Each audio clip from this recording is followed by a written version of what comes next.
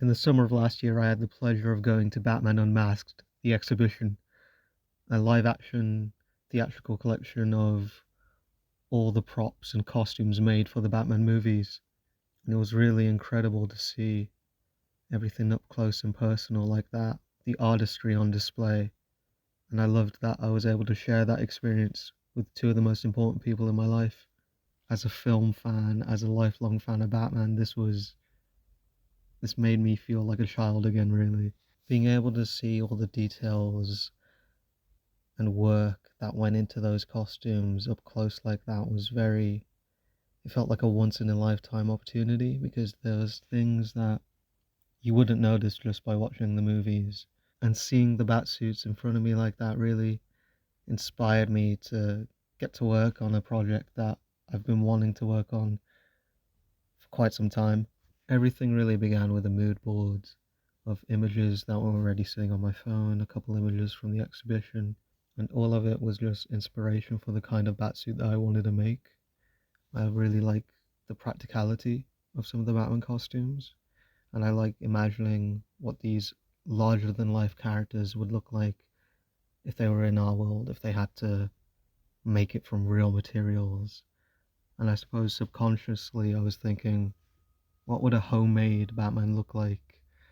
I mean, right now we've got the Absolute Batman comic book. Before Batman Begins, Aronofsky was going to make Batman Year One, and the whole idea was Batman was broke, so he had to make the costume out of sporting goods and homemade weapons and things like that. You, I guess you could say what I ended up creating had some similarities to those ideas as well. Obviously, jumping off from that, I had to think about what I already had. The gloves were already lying around from previous projects, that being Spider-Man Growing Pains and my Daredevil cosplay from a few years ago. The project started off with me just using a black pair of jeans, but then I thought that I could use something more heavy duty, maybe something that looks more combat ready.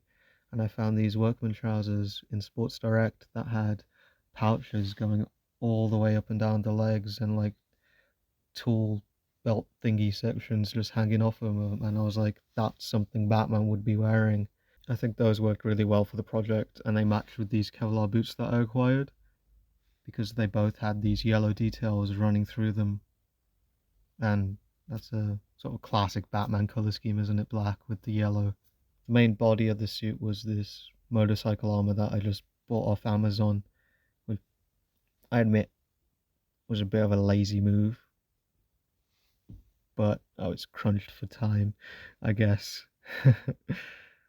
But I chose this one specifically because of the shoulder design was very close to the inspirations that I was looking at, and I loved the back armor design that had this spinal beetle thing going on. And I do really love a supernatural, more inhuman looking Batman, or a Batman that's trying to appear that way to criminals. After that, it was just a matter of going down to Hobbycraft with my girlfriend to look for materials. I helped her find things for her Poison Ivy costume, and she helped me find things for this bat suit. And that's where we got the material to use for the cape and the cowl, as well as just foam sheets to use for extra armor detailing, and the big symbol on the chest. I've always been a fan of Batman using the bat symbol as a target, because that's where the most armor is, on his chest.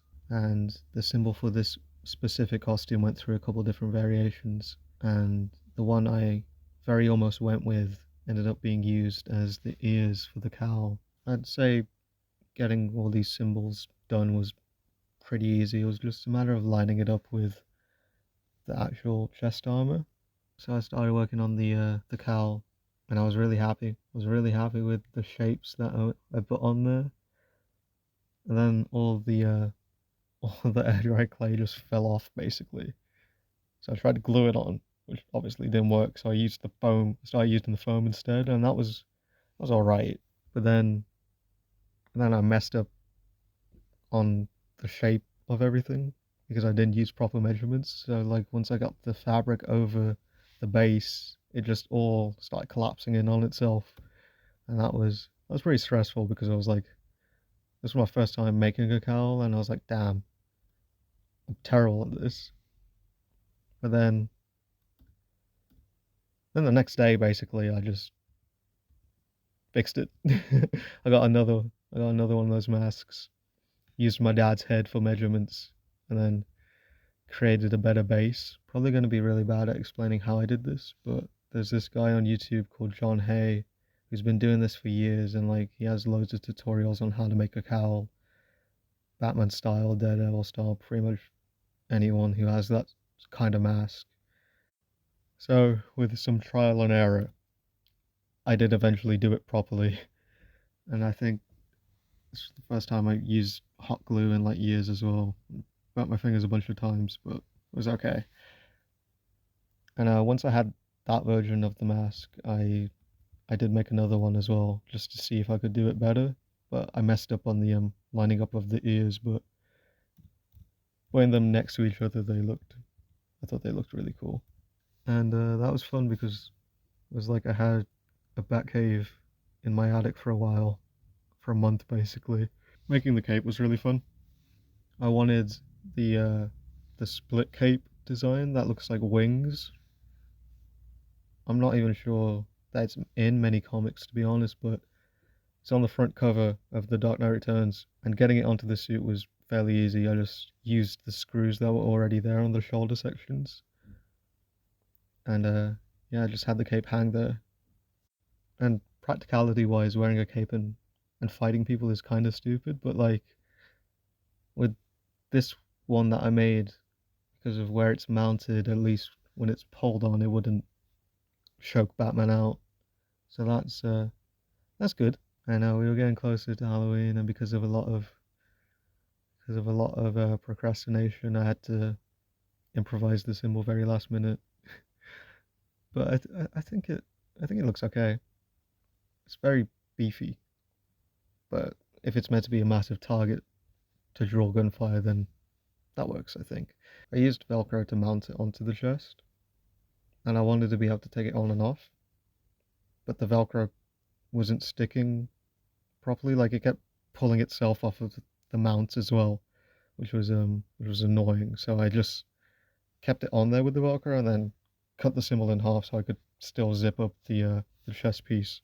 The camera bag pouch I was using like ripped as well, so I ended up just strapping that on with a luggage style strap instead. One of my favorite details was gluing these little Halloween bat decorations onto the shoulders. Always thought that would be a cool idea.